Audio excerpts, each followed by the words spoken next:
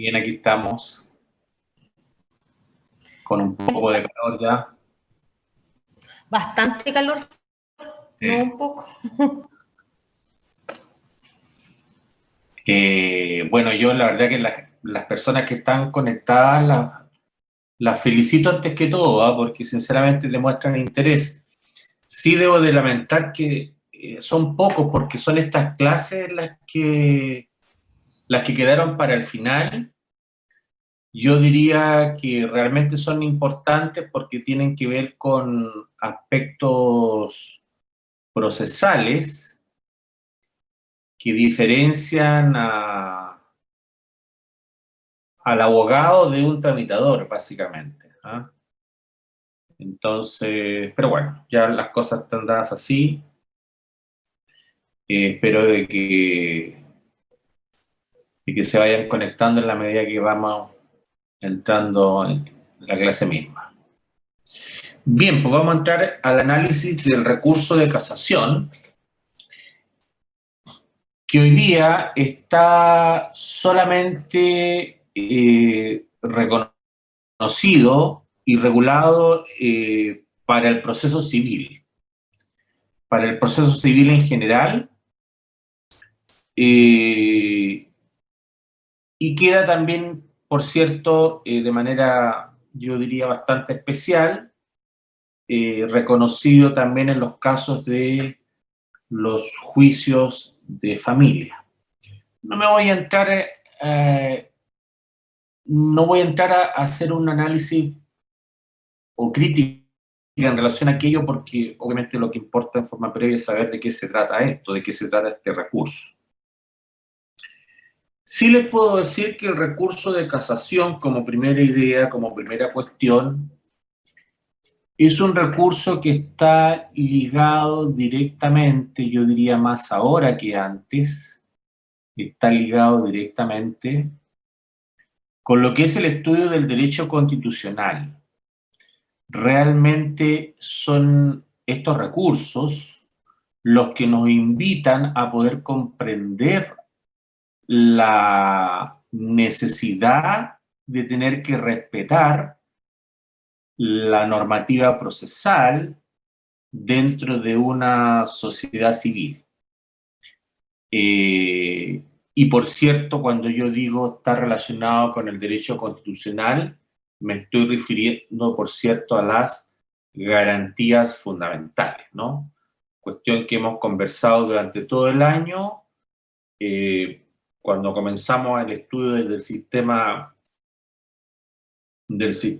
acusatorio dentro de el Código Procesal Penal, dijimos que la Constitución y las garantías fundamentales que reconocía la Constitución eran importantísimas para poder entender cómo operaba el sistema y, por cierto, su debido respeto. Y pues bien, esto no es ajeno a lo que es en sí el estudio recursivo, el derecho a recurrir dentro de nuestro sistema procesal y en particular ahora el sistema procesal civil que estamos viendo. Y lo voy a ejemplificar en dos grandes garantías que nosotros tenemos hoy día en nuestra Constitución, que son la igualdad ante la ley, esto es el artículo 19, número 2 de la Constitución, y el 19, número 3, que se refiere a la igualdad ante la justicia, y que en otras cosas, o en otras palabras, lo que estaría garantizando sería en este caso la igualdad ante el proceso, o el derecho proceso, a un proceso justo, ¿no? Entonces, cuando yo hablo de garantías fundamentales y las relaciono con este recurso de casación, ustedes me sabrán comprender o me sabrán entender de que me estoy refiriendo a un recurso que es tremendamente importante, yo diría trascendental, en lo que es su regulación y más todavía en el caso nuestro, en lo que es su conocimiento, ¿no? O sea, debemos de saber realmente qué es el recurso de casación para poder el día de mañana tramitar y antes que tramitar, por cierto, recibir el grado de licenciado en ciencias jurídicas y también recibir el título de abogado, ¿no? Entonces, no quiero ser peyorativo en esto, pero quien no sabe el recurso de casación realmente no puede pretender a lo menos o a lo más, según se interprete, ser abogado. Entonces, comprenderán la trascendencia de lo que es el conocimiento de este recurso. Yendo un poco más a lo que es el detalle del estudio de este recurso, les puedo adelantar que cuando hablamos de casación, por cierto, estamos hablando de sinónimo de nulidad. Yo comprendo y podría entender que cuando a uno le hablan de casación, cualquier persona no lo va a comprender, no lo va a entender. Pero si hablamos de nulidad, tal vez cualquier persona, cualquier individuo sí lo va a entender. Entonces, el mejor acercamiento que podemos tener por ahora respecto al estudio de este recurso o al entendimiento del estudio de este recurso es decirles a ustedes que cada vez que escuchen hablar la palabra casación, entonces lo van a tener que ligar, lo van a tener que relacionar al estudio de la nulidad. En este caso, por cierto, la nulidad dentro del derecho procesal. No la nulidad que estudiaron dentro del derecho civil, ¿no es verdad? Entonces, al hablar de nulidad ya podríamos decir de una otra manera cuál es el objetivo final de este recurso de casación, que no es, a diferencia del recurso de apelación que habíamos visto antes, no tiene por finalidad necesaria o esencial, yo diría que la enmienda, sino que la primera finalidad que tiene este recurso de casación es precisamente la nulidad o invalidación de ciertos fallos. Invalidación dependiendo del motivo causal genérica que en este caso, se denuncie. Para un recurso de casación en la forma, será en este caso denunciar vicios que atentaron contra lo que nosotros podríamos comprender o entender respecto de lo que es un justo proceso, que atentaron en contra de estas normas mínimas de tramitación que en el fondo provocan tal desequilibrio que perjudican a una de las partes y finalmente le arrebatan la posibilidad de haber sido favorecido con el resultado del juicio. O sea, dicho de otra manera, el juicio se falló en su contra, a consecuencia directa de este desequilibrio procesal que se produjo y que, por cierto, fue totalmente contrario a lo previsto, no tan solo en nuestra ley, sino que a lo previsto en nuestra Constitución. Y por otro lado, cada vez que estamos hablando de transgresiones de ley propiamente tal, ya sea porque se interpretó erradamente, ya sea porque se aplicó en una situación que no debía de haberse aplicado, entonces ahí ya no vamos a hablar necesariamente de transgresión al debido proceso, sino que vamos a hablar de transgresión, ya sea como lo interpreten ustedes o lo interprete un libre pensador, ya sea transgresión directa o indirecta a la Constitución, ¿ya? Algunos van a decir que es indirecta a la Constitución.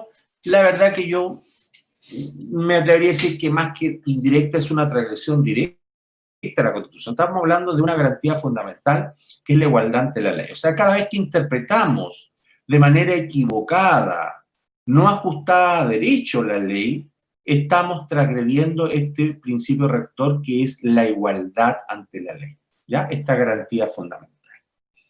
Entonces, dicho esto, ya ustedes habrán podido desmenuzar algunas ideas, y yo ahora lo digo de manera más frontal y categórica. Cuando hablamos de recurso de casación, nosotros lo vamos a dividir en dos, o el legislador lo va a dividir o lo divide en dos, que es el recurso de casación en la forma, aquellas formas que transgreden o que se transgreden en la consecución o la tramitación de un procedimiento, o bien se transgrede en la dictación del fallo mismo, aquellas formas, ¿no es verdad?, que están relacionadas con el debido proceso, o la transgresión de lo que es la ley misma, y ahí hablamos de casación en el fondo, cuando la ley sustantiva es la que está siendo mal interpretada a tal extremo que resulta determinante en la decisión del fallo. Y ahí entonces estaríamos infringiendo, según ya dije, el artículo 19, número 2 de la Constitución. Una aclaración antes de entrar al estudio ya más pormenorizado de lo que es la casación. Probablemente ustedes ya estudiaron en su momento el recurso de protección. Y voy a aclarar esto porque la verdad es que uno a veces puede equivocarse en el ejercicio de la profesión, más de alguno puede haberse equivocado, más de algún abogado puede haberse equivocado, más de algún egresado o alumno en práctica se puede haber equivocado. Entonces es la experiencia que tiene uno la que a veces hace que le permita dar a sus alumnos algún grado de consejo para diferenciar enseguida lo que es el recurso de protección con el recurso de casación. ¿Y qué mejor ejemplo podemos encontrar que es precisamente del análisis del artículo 19 de la Constitución en relación con el artículo 20 de la misma? Ustedes saben que el artículo 20 de la Constitución regula el recurso de protección. Pues bien, resulta que el recurso de protección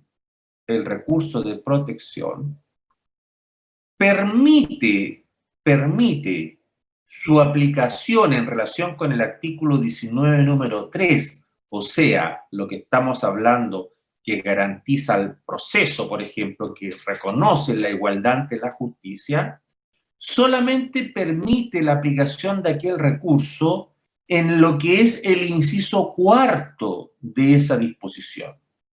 Si yo voy al inciso cuarto de esa disposición o de ese numeral, para ser más exacto, me voy a encontrar que la única posibilidad que yo voy a tener de deducir recurso de protección en contra de que parezca un proceso va a ser cuando una persona haya sido juzgada por comisiones especiales y no por un tribunal que lo señale la ley en este caso, y por cierto se haya establecido con anterioridad al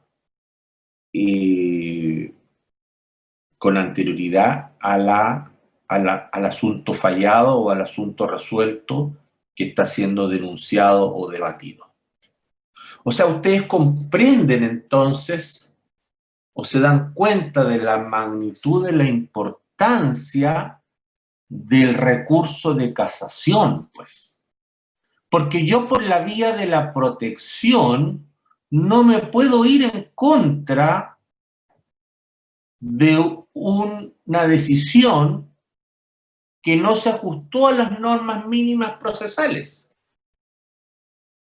Porque la Constitución derechamente no me lo permite, me lo va a permitir solamente en aquellos casos en los cuales se entienda que quien falló el conflicto es una comisión especial y no un tribunal establecido por ley con anterioridad a el hecho resuelto.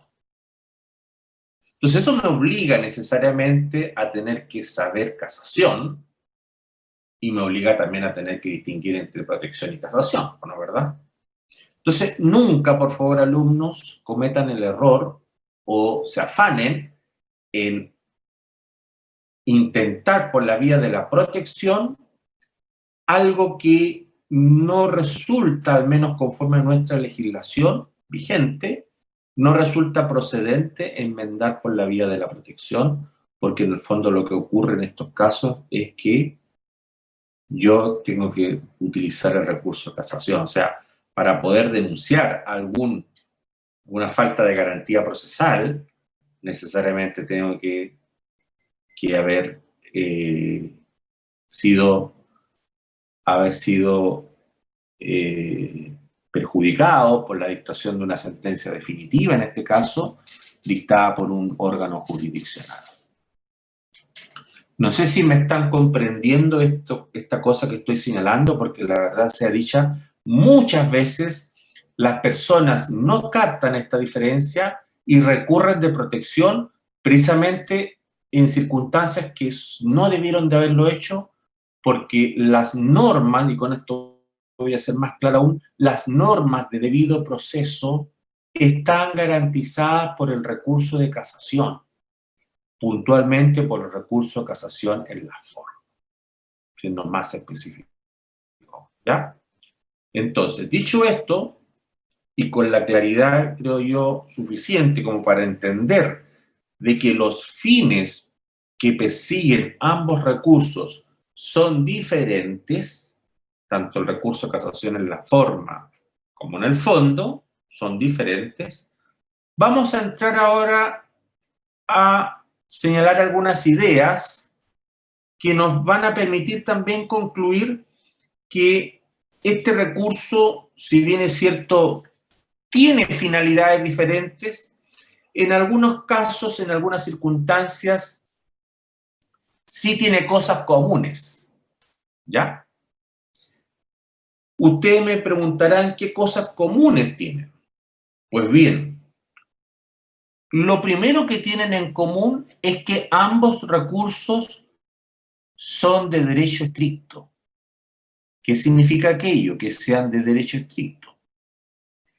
Significa que ambos recursos no pueden llegar e interponerse en contra de cualquier resolución judicial.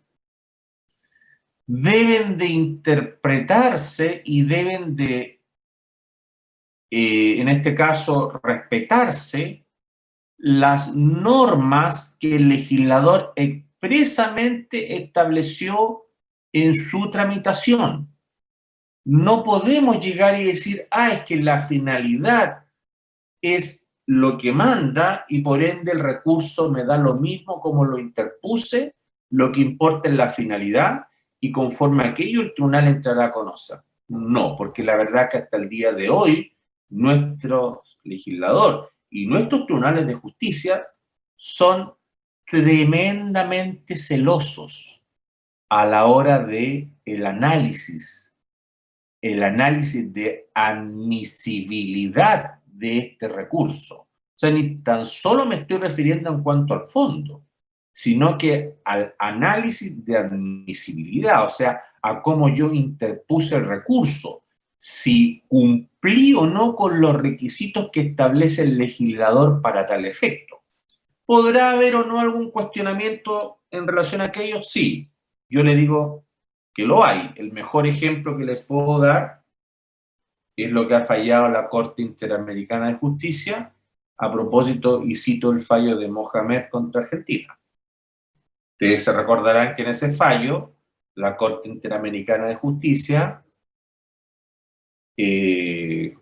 acogió el reclamo de Mohamed y condenó al Estado argentino a tener que volver a pronunciarse respecto del asunto y pronunciarse respecto al fondo, ¿no?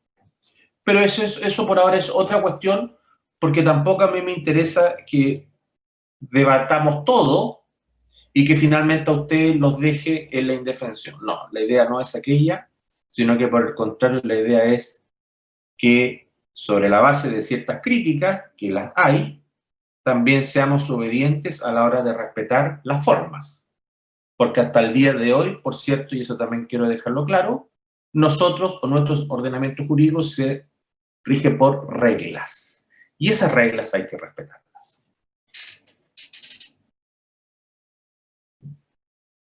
Tan estricto es este recurso, o son estos recursos, que, por ejemplo, se aplica la preclusión. Y ustedes me dirán en qué sentido se aplica la preclusión. Se aplica la preclusión en el sentido que una vez deducido el recurso por las causales que se invocaron, yo podré tener la mayor de las razones para haber dicho es que me olvidé y no consideré esta otra causal que me beneficia más. Ocurre que nuestro legislador dice no.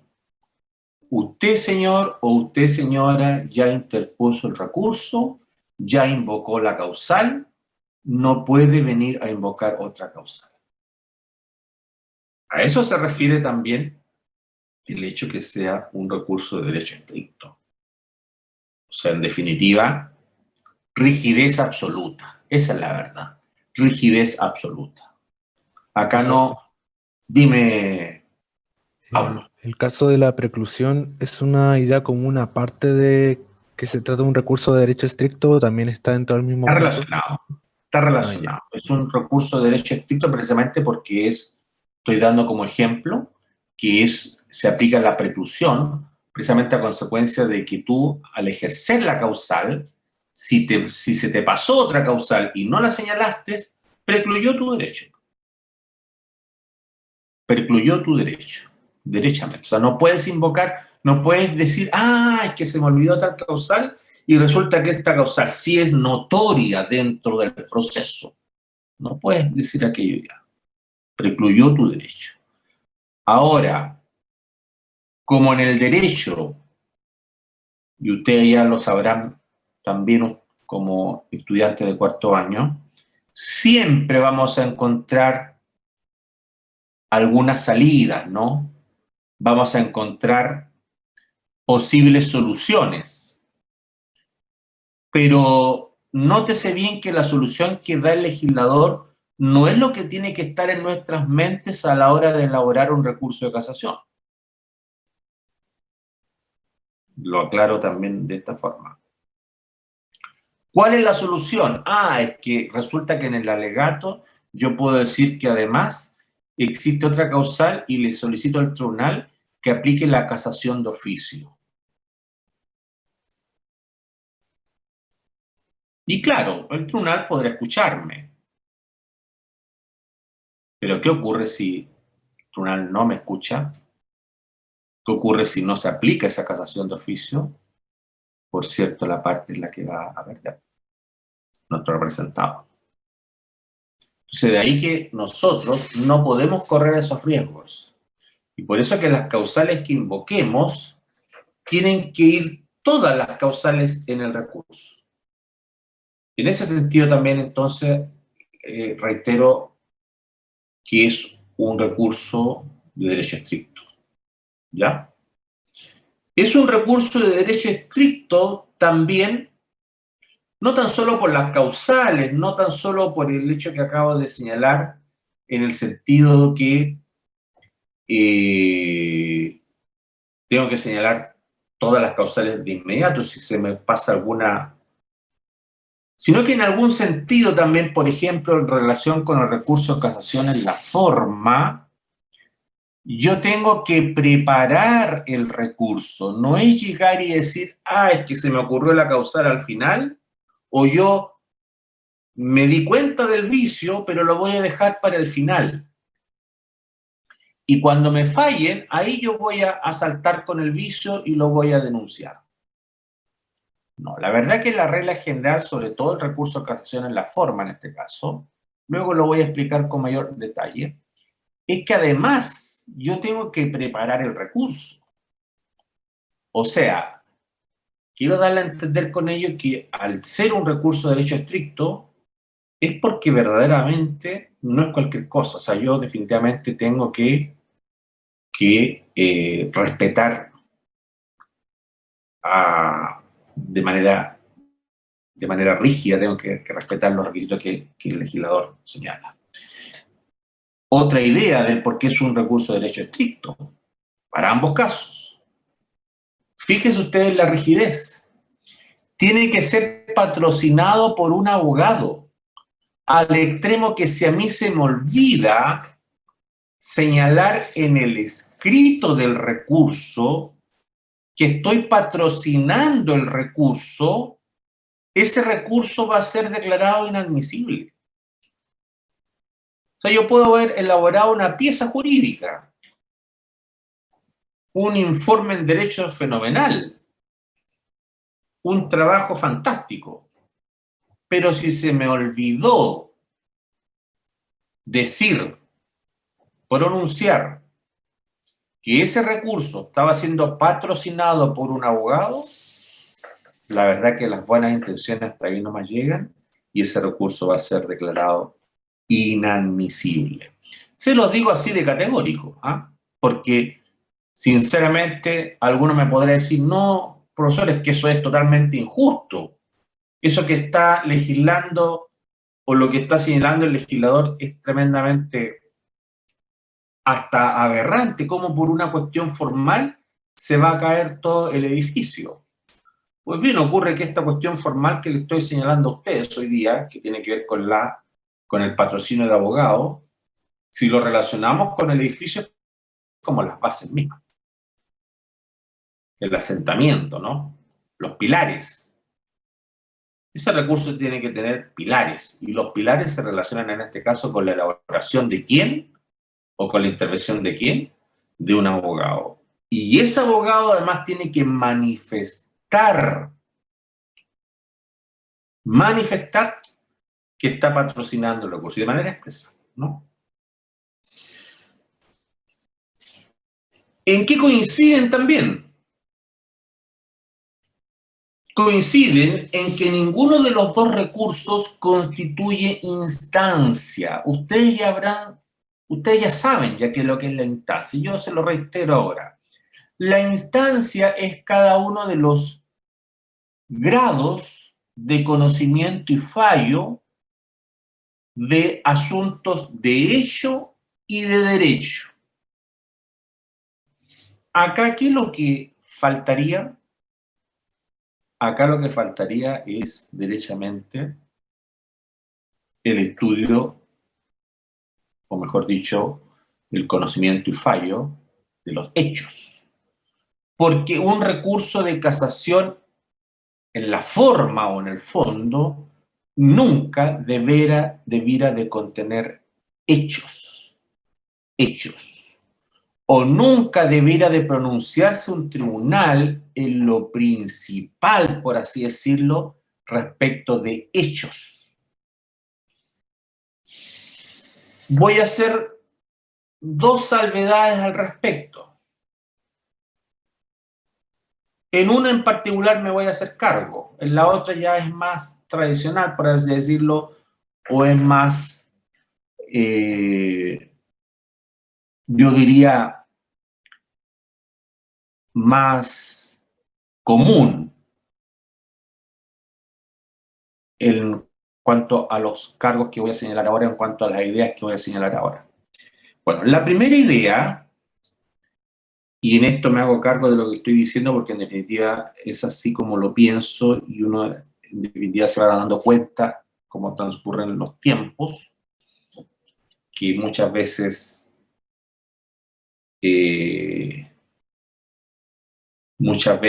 la práctica también enseña, en que, y ojo con esto, he sido súper riguroso en lo que tiene que ver con la instancia. O sea, la instancia es cada uno de los grados de conocimiento y fallo. Esa es la instancia, ¿ya? Pero ¿qué ocurre en la práctica? En la práctica muchas veces se dice que la Corte Suprema sinceramente se transforma en una tercera instancia. Y la verdad que si bien es cierto, técnicamente hablando, no lo es, por lo que le acabo de señalar, en cuanto a lo que debiera de conocer una Corte Suprema, o sea, el máximo tribunal del país, sí, lamentablemente, la Corte Suprema se transforma muchas veces en una tercera instancia. ¿Por qué? Porque resulta que a propósito de asuntos civiles, termina conociendo de asuntos intrascendentes, de asuntos que en mi opinión claramente yo diría son menores y que no son de conocimiento de una Corte Suprema. Asuntos civiles. ¿Qué mejor ejemplo que aquellos asuntos, por ejemplo, que se originan en un vecindario entre dos vecinos? Disensiones domésticas, puntualmente, por ejemplo. Vinculado, por ejemplo, con un muro medianero.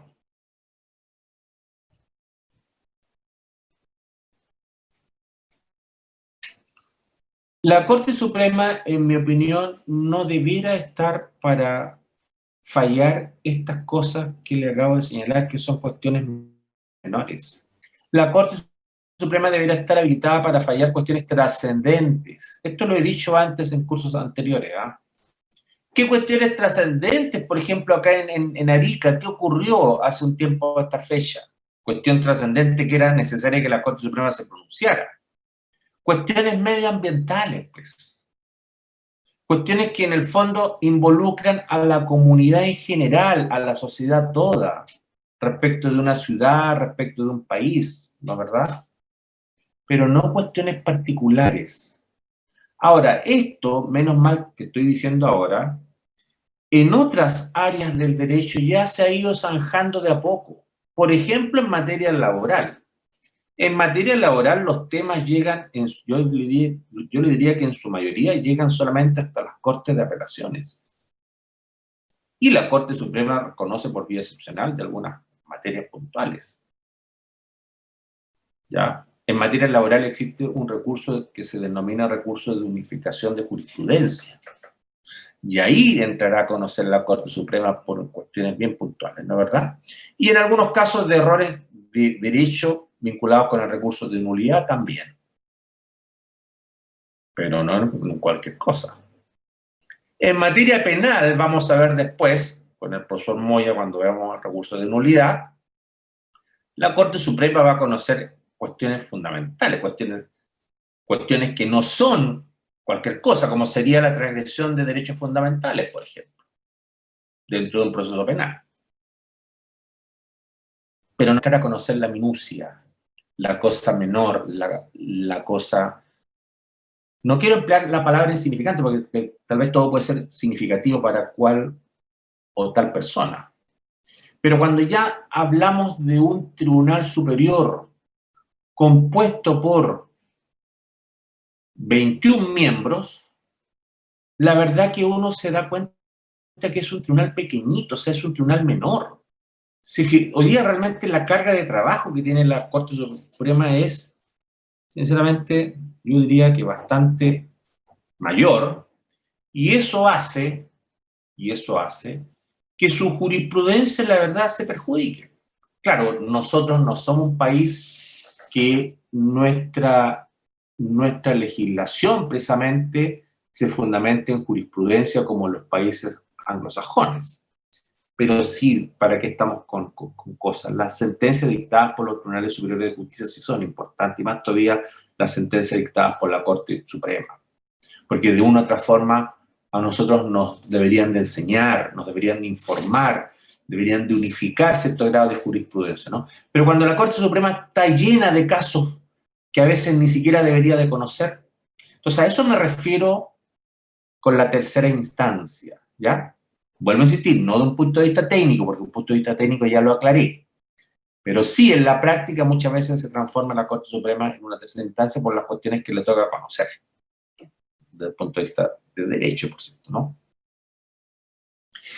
Y la otra materia que también tiene que ver con lo que estamos conversando ahora en cuanto a la instancia, pero que no es instancia, tiene que ver con pruebas de ciertos hechos, hechos que la Corte Suprema entrará a conocer por vía indirecta. Por ejemplo, esto no es muy común que ocurra, pero podría ocurrir. Prueba en relación con el recurso de casación en la forma. Alguno me dirá, profesor, pero ¿qué está diciendo? La prueba en relación con el recurso de casación en la forma de un recurso de derecho estricto, es de derecho, no hay prueba.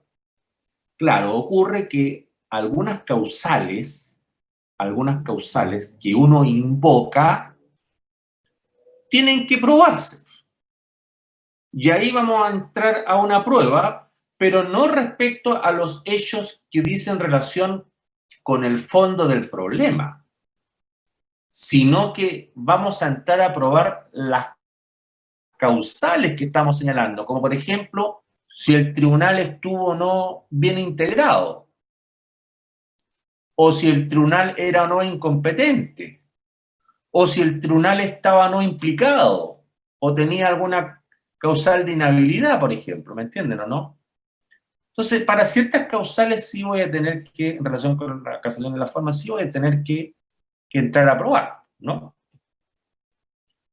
Y la prueba también en el recurso de casación en el fondo, también yo diría tal vez resulta más trascendente a uno, podría resultar más trascendente, toda vez, y acá yo digo que sí, es mucho más aplicable en este caso, es que de manera indirecta, al denunciar infracción a las reglas reguladoras de la prueba, ese tribunal, si me admite esa denuncia a las reglas reguladoras de la prueba, por vía indirecta sí va a tener que entrar a conocer de los hechos. Y va a tener que, en este caso, entrar de una forma u otra, vamos a tener que entrar a la prueba. ¿Ya? Y se alcanza entonces a propósito de la instancia. Quedamos claros entonces que para ambos recursos no constituyen instancia. ¿Alguna duda en relación a lo que yo he planteado hasta ahora? Profesor, Sí. los últimos casos que señaló, como las etapas de prueba que tiene la Corte, no me quedó claro porque usted dijo que el recurso no constituye instancia, Así es. pero luego habló de esas excepciones. Entonces, por regla general, no constituye. No constituye instancia. Esa es la regla general.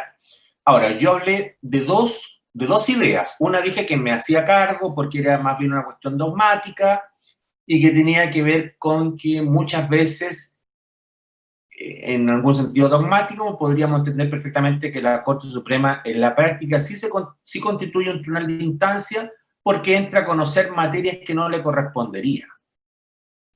Como puse el ejemplo, cuestión entre vecinos, un muro medianero versus otras materias que sí debería conocer que tienen que ver con la sociedad en general, la sociedad toda, como sería, por ejemplo, cuestiones medioambientales.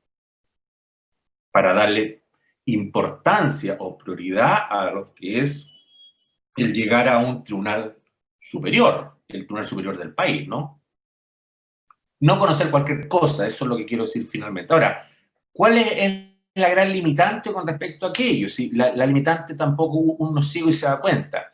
Es que dentro de nuestra estructura orgánica de tribunales y dentro de nuestro ordenamiento jurídico, la verdad que nuestro ordenamiento jurídico no se regula por la vía de precedentes, sino que se regula por leyes, por reglas.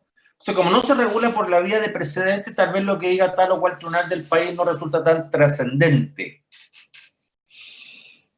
Pero yo pienso, y la práctica tal vez nos da la razón, es que sí el legislador ha ido entendiendo en otras materias como asuntos laborales, por ejemplo, en donde ya no todas las cuestiones son conocidas por los tribunales superiores, en este caso por la Corte Suprema, y también asuntos penales.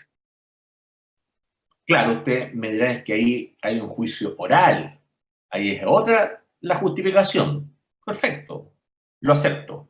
Pero se suma una cosa con la otra como para poder entender que no todo va a llegar a la Corte Suprema, ¿ya? Y la otra idea que señalé, la señalé a propósito de, en este caso, el elemento prueba, que se daba en ambos recursos. En el recurso de casación es la forma para probar la causal, ¿ya? Y en el recurso de casación, en el fondo, cada vez que yo denunciaba la transgresión a las normas reguladoras de la prueba, también. Ahí sí podríamos decir que no es instancia, claramente, ¿no? No es instancia, pero sí entramos a algo que está relacionado con la instancia, que es la prueba. ¿Me captan? Por eso aludí a estas dos siglas. ¿Ah? ¿Te queda claro, Pablo, no? Sí, profesor, gracias. Ok.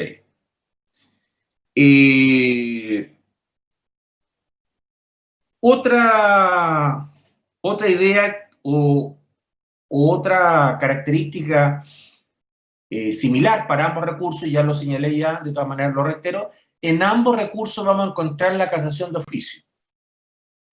O sea, en ambos recursos el tribunal va a tener la facultad, el tribunal que esté conociendo del recurso va a tener la facultad para poder corregir de oficio el vicio. Es de tal magnitud el vicio que el tribunal ya no se puede abstener y tiene que entrar a fallar el problema y decir no, hasta acá nomás llega este tema y la verdad que tengo que entrar a fallarlo y tengo que resolverlo. Acá yo puedo señalar que la Corte Suprema General de Casación, en la forma, y esto vuelvo a insistir, me remito a la experiencia, en la forma la Corte Suprema muchas veces casa de oficio, por casación en la forma, cuando el fallo no está lo suficientemente bien argumentado. O sea, cuando se ha transgredido una causal que después la vamos a analizar, que es la del artículo 170 del Código de Procedimiento Civil. O sea, lo que exige hoy día, más ahora que antes, nuestro Tribunal Superior Jerárquico o nuestra Corte Suprema, Tribunal Superior Jerárquico o nuestra Corte Suprema según sea el caso, lo que exige es que esa sentencia esté lo suficientemente bien fundada, lo suficientemente bien explicada, para que un lector cualquiera pueda entender el por qué se falló de una u otra forma. Entonces, cuando los fallos no contienen esos considerandos que deberían de haber tenido, y eso además involucra invertir la decisión del asunto controvertido, o sea, en vez de acoger la demanda la tengo que rechazar, por ejemplo, entonces la Corte Suprema ahí sí, en lo que es la casación, la forma, va a entrar a casar de oficio. Y va a decir, no, acá la verdad que el asunto no puede prosperar. El fallo recurrido. No por la causal que necesariamente invocó el recurrente, ¿no? Y en la casación, en el fondo, cuestión que es más difícil encontrar, que la Corte se pronuncie de oficio, en este caso la Corte Suprema, porque solamente la Corte Suprema es el tribunal que conoce del recurso de casación en el fondo. Yo diría que acá sí, y me parece muy bien, que la Corte Suprema se va a entrometer, va a decidir en justicia, por sobre inclusive la seguridad jurídica, en justicia en este caso, va a quebrar, por así decirlo, esa igualdad de armas cuando el problema tiene que ver con cuestiones que son trascendentes, como le decía anteriormente yo.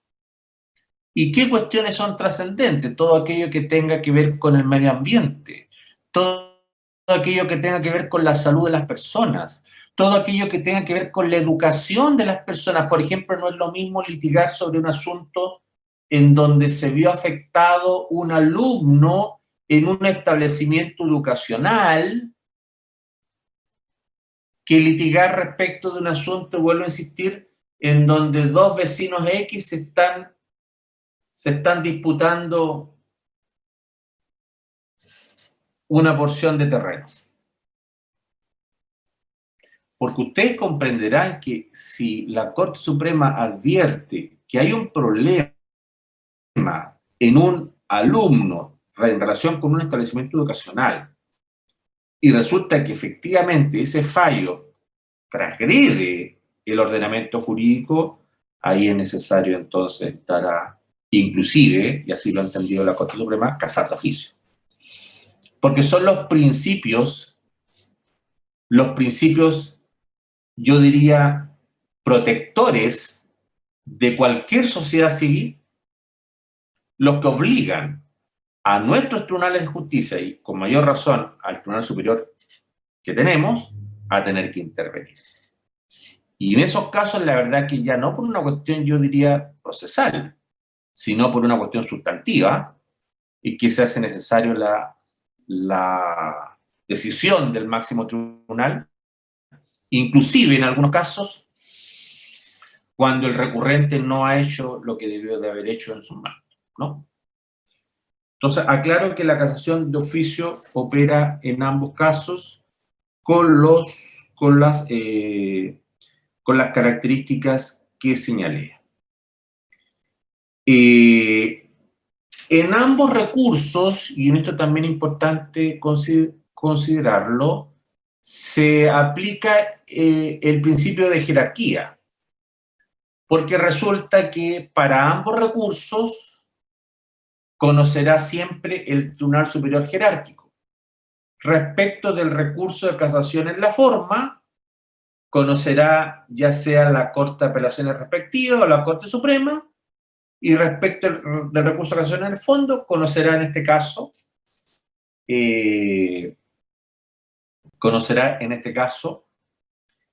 siempre la Corte Suprema.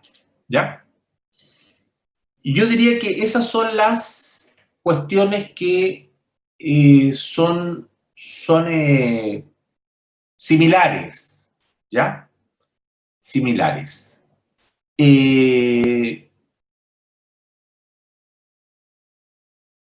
¿Qué cuestiones son diferentes?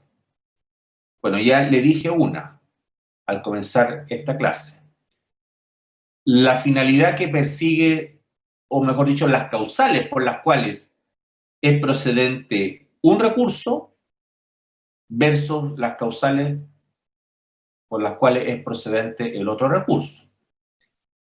El recurso de casación en la forma, no lo olviden, tiene causales específicas y puntuales que están determinadas en la ley. Son varias causales y todas aquellas tienen que ver siempre con tramitación, con cuestiones, yo diría, de, en este caso, ordinatoria litis, cuestiones de tramitación, en cómo yo ejercer esa tramitación dentro del proceso. Y en cuestiones también de forma relacionadas con la sentencia definitiva, puntualmente, ¿no? Como son lo que le decía anteriormente, si esa sentencia definitiva está debidamente argumentada o no.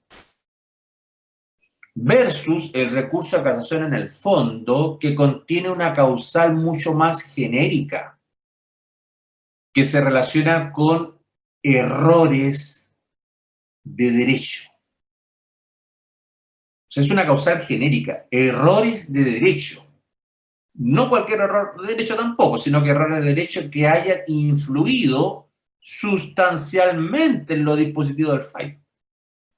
pero aún así sigue siendo una causal genérica. Y por cierto, causal que se vincula con la correcta o no interpretación de la ley, con una ley sustantiva, por cierto, ¿no es verdad? No tiene nada que ver con la tramitación del asunto. ¿Entienden? ¿Qué otra diferencia podemos hallar? Bueno, si bien es cierto, dije que se parecían en que eran ambos recursos eran de derecho estricto, y dije que eran de derecho estricto, y di el ejemplo que al extremo de que uno había que prepararlo, como era el recurso de acción de la forma, ese mismo argumento me sirve para diferenciar uno de otro. Porque el recurso de casación en la forma, si bien es cierto, ese sí lo debo de preparar, el recurso de casación en el fondo no. Porque el recurso de casación en el fondo, ustedes ya comprenderán que tiene como sustento o tiene como origen necesario siempre impugnar el fondo de la decisión. Y la decisión solamente la voy a saber ¿cuándo? Cuando se dicte la sentencia definitiva, no antes. Entonces, la verdad que es ilógico pretender siquiera preparar el recurso de casación en el fondo. Otra diferencia en cuanto a los tribunales que deben de conocer estos recursos, ya le dije ya que la casación en la forma conoce la Corte de Apelaciones respectiva o la Corte Suprema, en cambio el recurso de casación en el fondo solamente va a conocer la Corte Suprema.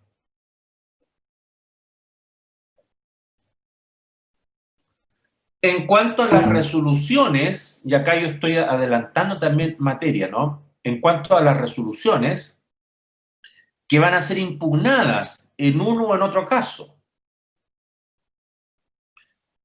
para un recurso de casación en la forma, es muy sencillo, sentencias definitivas y sentencias interlocutorias. Eso es lo que a mí me marca, en este caso, el recurso de casación en la forma. Sentencias interlocutorias que además pongan término al juicio o hagan imposible su prosecución. Se me quedó esa segunda parte, ¿no? Sentencias definitivas y sentencias interlocutorias que pongan término al juicio o hagan imposible su prosecución, por regla general, ¿no es verdad? Esas son las resoluciones recurribles respecto a la casación en la forma. En la casación en el fondo necesito, si bien es cierto en algún aspecto se parecen, pero necesito otras características adicionales o otros requisitos adicionales. Que en este caso, esa sentencia definitiva o esa sentencia interlocutoria que puso término al juicio o hizo imposible su prosecución, sea inapelable. Sea inapelable. ¿Qué significa que sea inapelable? Yo diría por regla general que haya sido dictada por, en este caso, un tribunal de segunda instancia, que en este caso, por cierto, es la Corte de Apelaciones. Y el tercer requisito ya limita mucho más el conocimiento de la casación en el fondo. Que esa sentencia inapelable además haya sido dictada por una Corte de Apelaciones, ¿ya? O Tribunal Arbitral de Derecho, en materias propias de conocimiento de una Corte de Apelaciones. Entonces, ella me está limitando mucho más el conocimiento de o la resolución que puede ser recurrida por la vía de la casación en el fondo. Por ejemplo, les pongo el siguiente ejemplo de inmediato, un juicio de cuentas. El juicio de cuentas conoce la Contraloría General de la República. En primera instancia, conoce el tribunal, en este caso, de primera instancia de la Contraloría, y en segunda instancia conocerá el Contralor General de la República, conocido también como Tribunal Contralor de segunda instancia, y en el otro caso, Tribunal Contralor de primera instancia. Claro, hoy día ya no conoce tan solo el Contralor General de la República, sino que es un tribunal colegiado. Pero para los efectos, lo que me interesa acá es lo siguiente, en el ejemplo. Que esa sentencia de segunda instancia dictada en un juicio de cuentas no va a ser recurrida, no podrá ser recurrida por la casación en el fondo. Porque no la falló una corte de apelaciones.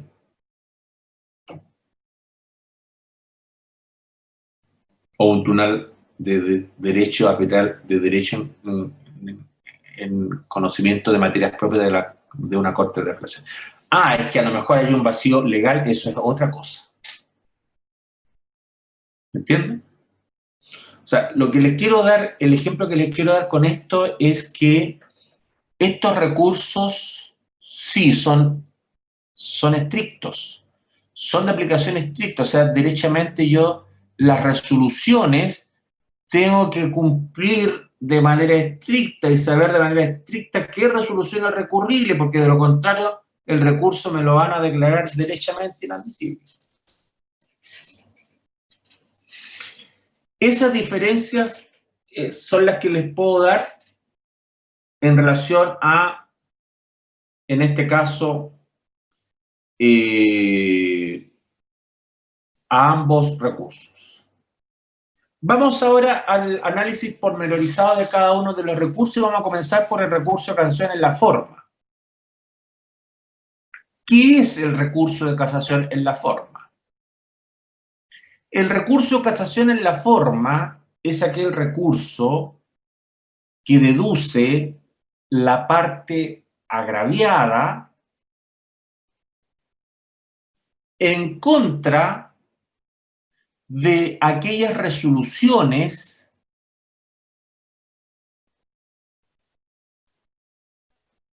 estrictamente señaladas por la ley y que tienen por finalidad invalidar la resolución recurrida y en algunos casos conjuntamente dictar sentencias de reemplazo por motivos que el legislador ha señalado y que dicen relación con la tramitación en el procedimiento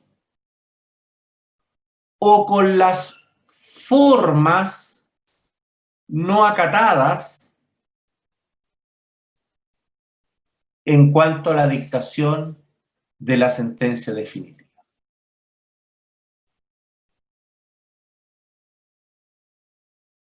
En tal sentido, entonces, y terminando con la definición, este recurso será conocido o será interpuesto ante el tribunal que dictó la resolución recurrida para que conozca el Tribunal Superior General. De este concepto, entonces, lo que nos importa, sin prejuicio de entrar luego al análisis de las características del recurso, lo que nos importa en cuanto a primeras ideas son un par de cosas, yo diría. La primera, por favor, no lo olviden, tiene que ver con la finalidad del recurso. La finalidad del recurso. No estamos en presencia de un recurso que se caracterice por ser un recurso de enmienda, sino que estamos en presencia de un recurso que se caracteriza por ser un recurso de nulidad. Independientemente que conforme a las causales que se denuncian, además el Tribunal de Casación en la forma tendrá que dictar también sentencia de reemplazo. y por ello también se podría transformar en un recurso de enmienda, ¿no? Pero lo que diferencia una casación en la forma es precisamente que es un recurso de nulidad. ¿Ah? Otra idea que también es importante señalar y destacar: las causales denunciadas van a estar relacionadas con las formas. ¿En qué sentido las formas? ¿O dónde van a estar esas formas? Van a estar en la tramitación misma del procedimiento, en cuestiones que son miradas como esenciales para la tramitación del procedimiento. Por ejemplo, en una falta de emplazamiento. ¿Ya? Por ejemplo, cuando no se dio la opción a aprobar los hechos. En esas circunstancias, entonces, que tienen que ver con tramitaciones esenciales en el procedimiento, yo voy a poder denunciar infracciones, ¿no? Y la otra gran infracción que voy a poder yo denunciar y que tiene que ver directamente con el recurso de casación en la forma, dice relación con que el vicio se encuentra en la sentencia definitiva. Y el vicio se encuentra en la sentencia definitiva porque resulta que el tribunal no respetó las formas en que debe ser dictada una sentencia definitiva o en que debe ser dictada una sentencia interlocutoria que ponga término al juicio o haga imposible su prosecución. No acató esas formas. Y en concreto se está remitiendo específicamente, y ya lo dije ya, al artículo 170 del Código de Procedimiento Civil. Entonces, es necesario tener presente estas dos ideas, creo yo, que son determinantes como para poder entender en una primera aproximación de qué se trata este recurso de casación en la forma. Bueno, en cuanto a su regulación, cuestión que no señalé, pero ya cuestión que tiene que ver ya con geografía de código. Para ambos recursos, a lo menos no olviden que a partir del artículo 764 del Código de Procedimiento Civil, yo abro mi código y a partir del artículo 764 en adelante, si mal no recuerdo, hasta el artículo 803, voy a tener la regulación de todo el recurso de casación. No hay diferenciamiento en cuanto a partir que, por ejemplo, en el 74 hasta el 774 está la casación en la forma y luego está la casación en el fondo, no. Porque ustedes cuando lean este articulado que le acabo de señalar, se van a dar cuenta que el legislador lo que hizo fue entrar a regular, no por separado, sino de manera conjunta, ambos recursos. Entonces, por eso les digo, en cuanto a la regulación misma, para ambos recursos, a partir del artículo 764 del Código de Procedimiento Civil. ¿Qué características podemos dar en relación entonces ahora ya directamente y de manera pedagógica y siguiendo al profesor Mosquera y al profesor Maturana? Que creo que son, en mi opinión, bueno, además que fueron mis profesores, ¿no? Pero creo que en mi opinión en estas materias, sobre todo son muy pedagógicos a la hora de escribir, ¿no? Y de ir reglamentando y de ir señalando, casi por vía de manual, pero hay ciertas cosas que necesariamente las tenemos que aprender por vía de manual, como estas que les estoy señalando, porque son cuestiones regladas. ¿Cuáles son las características? Bueno, en primer lugar, es un recurso extraordinario. ¿Por qué es un recurso extraordinario? Lo he dicho antes, pero lo voy a reiterar ahora en relación con el ordinario, ¿no? Porque veíamos que la apelación era un recurso ordinario. Es un recurso extraordinario porque no todas las resoluciones van a ser recurribles por la vía de este recurso. Y además es extraordinario porque deben de cumplirse o están ligados a determinadas causales. O sea, ya no está relacionado siquiera tampoco con la naturaleza de la resolución recurrida, sino que está ligado a si cumplen o no determinadas causales. Y por ende, entonces, estamos hablando de un recurso que es extraordinario. Otra característica, intervienen dos tribunales. Se interpone ante el tribunal que dictó la resolución para que conozca el Tribunal Superior Jerárquico. Otra característica, ya la señalé ya, es de derecho estricto. Otra característica, es conocida conforme a las facultades jurisdiccionales de los tribunales. Se opone, por ejemplo, a otros recursos que no son conocidos conforme a las facultades jurisdiccionales de los tribunales de justicia, como lo sería, por ejemplo, el recurso de protección o el mal llamado recurso de protección, que es más bien acción de protección, que esas acciones son conocidas conforme a las facultades conservativas que tienen los tribunales de justicia. Otros recursos, por ejemplo, el recurso de queja, que lo vamos a ver al final, que si bien es cierto, entra a conocer respecto de cuestiones jurisdiccionales, pero la regla general o la cuestión principal debiera ser que conoce conforme a facultades disciplinarias que tienen los tribunales de justicia. O sea, pongo estos ejemplos para que ustedes diferencien cuando estamos hablando de facultades jurisdiccionales y cuando no. ¿No? Sí. ¿Cuál dijo que era la cuarta característica? Conforme a facultades jurisdiccionales. Conoce conforme a facultades jurisdiccionales. Ya, gracias.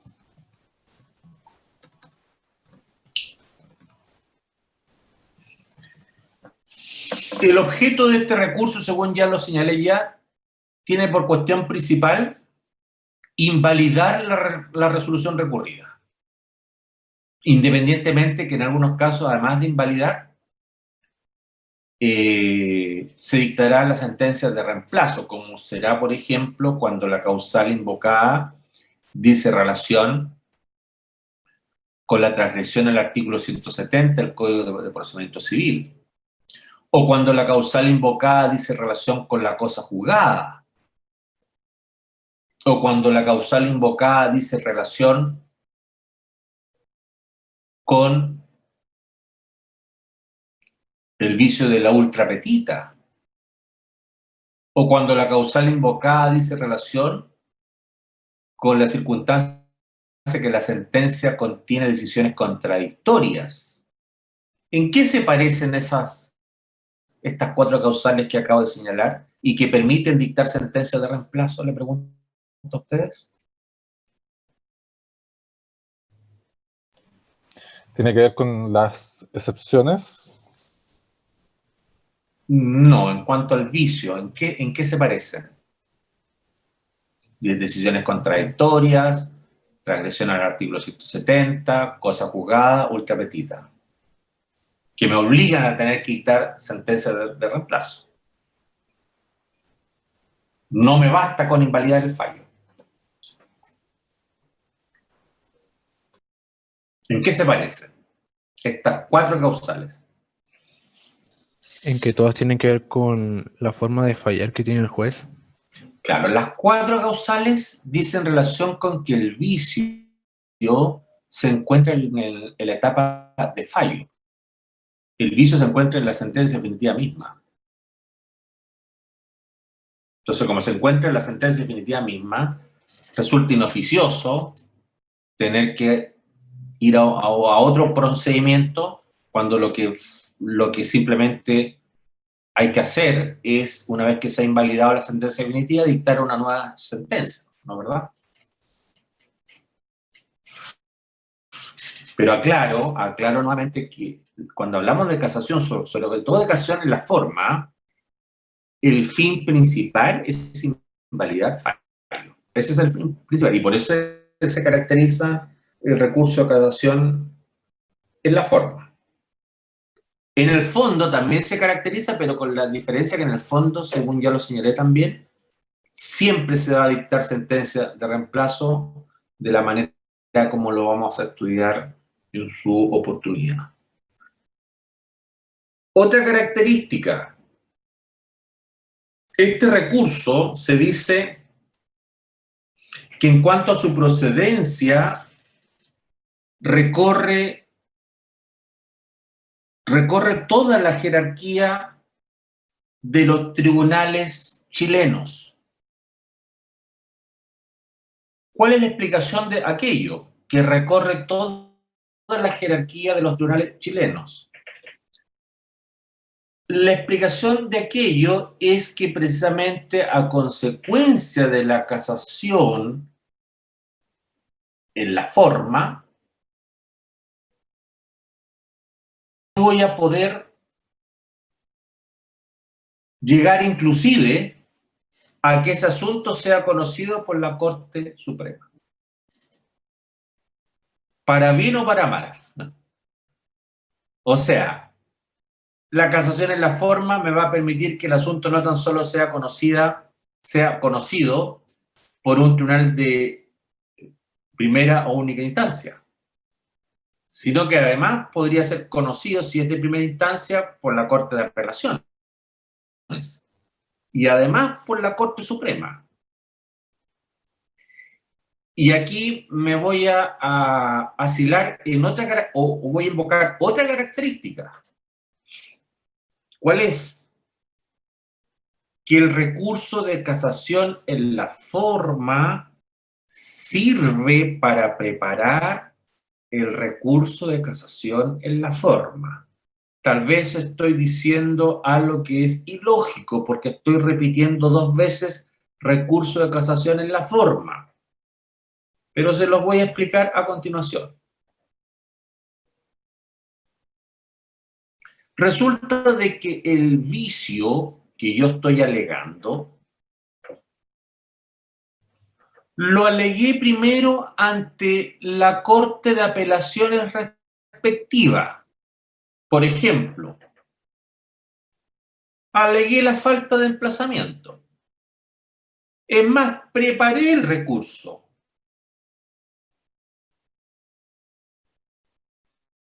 Y lo alegué ante la Corte de Apelaciones respectiva, porque resulta que la sentencia definitiva de primera instancia no me dio razón.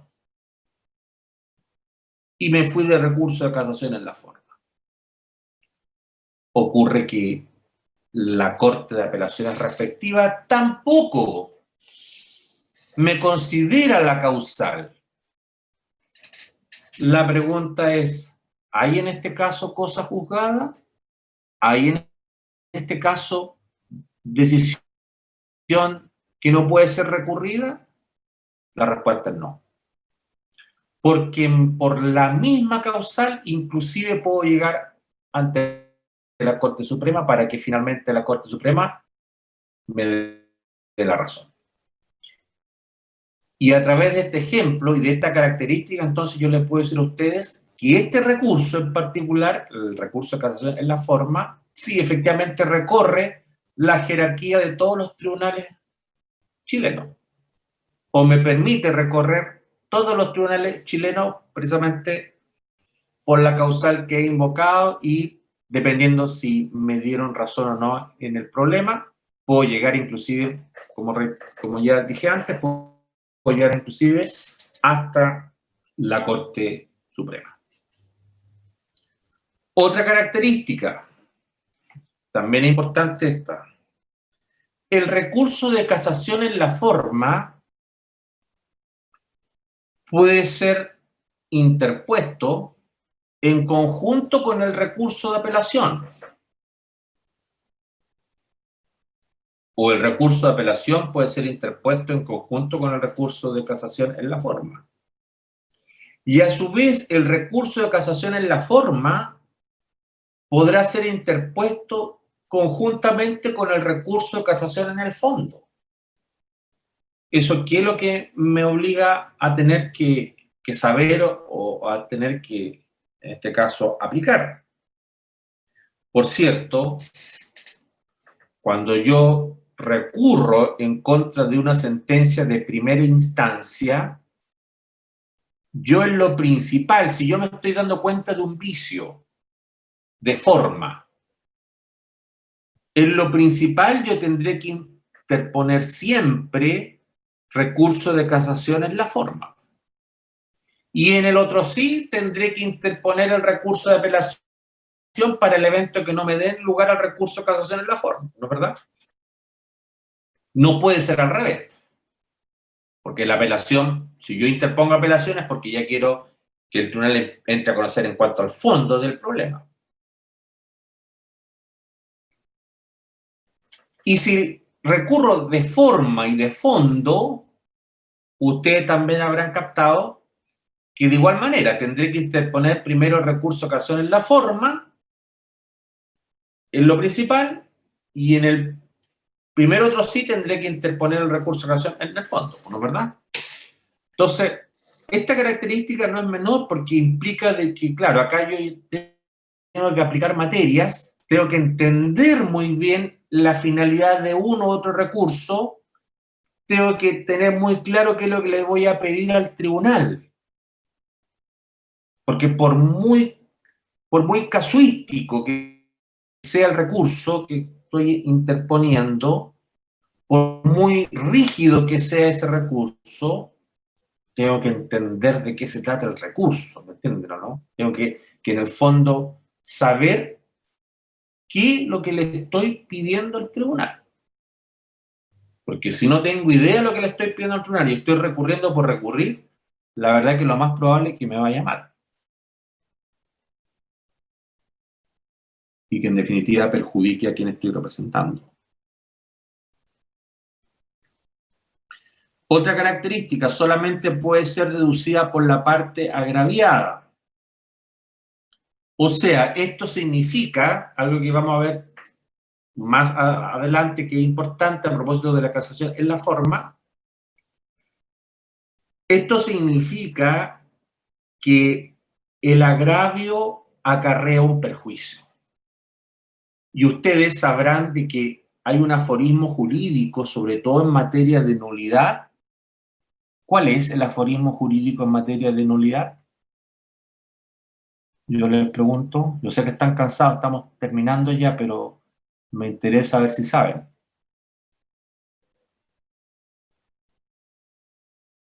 ¿Cuál es el principio jurídico en materia de nulidad? ¿No saben o no? ¿No? El principio es que la nulidad sin perjuicio no opera. Si no hay perjuicio, no hay nulidad. Entonces, acá el agravio resulta determinante, esencial.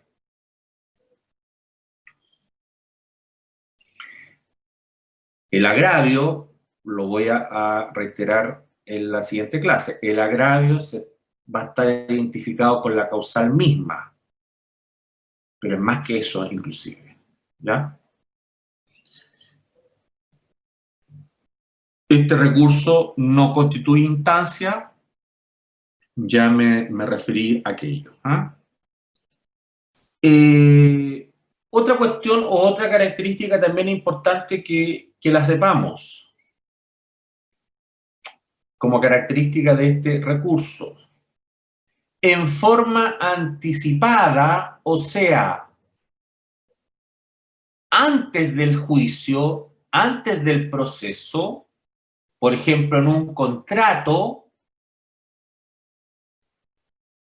yo no puedo renunciar al recurso de casación, ni en la forma ni en el fondo.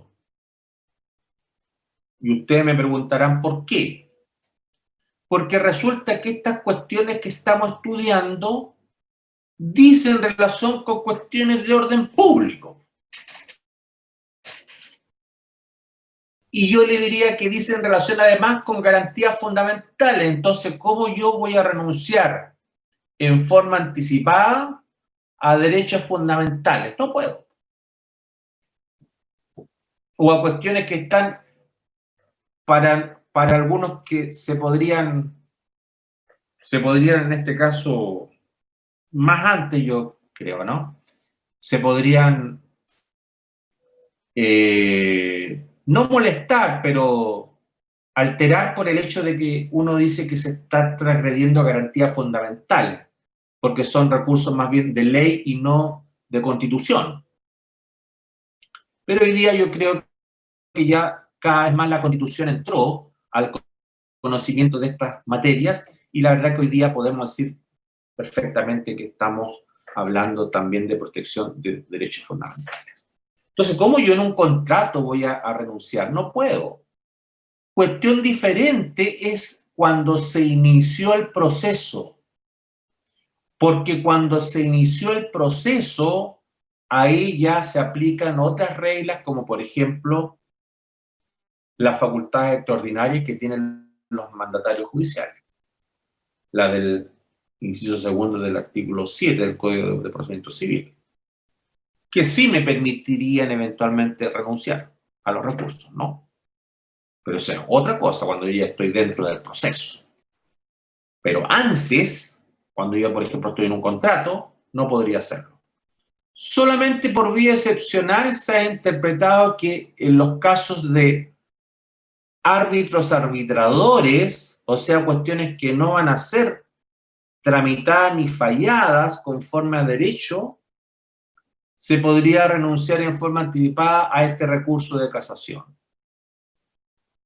quedando siempre a salvo dos causales. Y esto lo ha determinado así la jurisprudencia. Las dos causales que quedan a salvo puntualmente en relación a la renuncia anticipada para los arbitrajes arbitradores son la incompetencia y la ultrapetita. O sea, cuando el tribunal no era competente, aún así, yo habiendo renunciado antes, voy a tener siempre la opción de la casación. Y de la ultrapetita, o sea, cuando el tribunal me otorgó más de lo que debía o se extendió a puntos que no le correspondería, también eventualmente yo podría tener siempre el recurso de casación. Eso es lo que ha fallado la jurisprudencia, repito, en relación con las cuestiones que son materia de árbitros arbitradores. Y finalmente, y ya esto también lo señalé, en cuanto al fundamento último que tiene este recurso de casación en la forma, dice relación con respetar aquellas cuestiones mínimas de procedimiento, reglas mínimas de procedimiento. O sea, de esta manera, respetar el proceso, el derecho a el debido proceso en definitiva. El respeto al debido proceso se cautela puntualmente a través de la correcta aplicación o de las causales del recurso de casación. ¿Alguna pregunta? Yo sé que a lo mejor quedaron preguntas, pero si no las tienen ahora o si las tienen ahora, estoy dispuesto a escucharlos.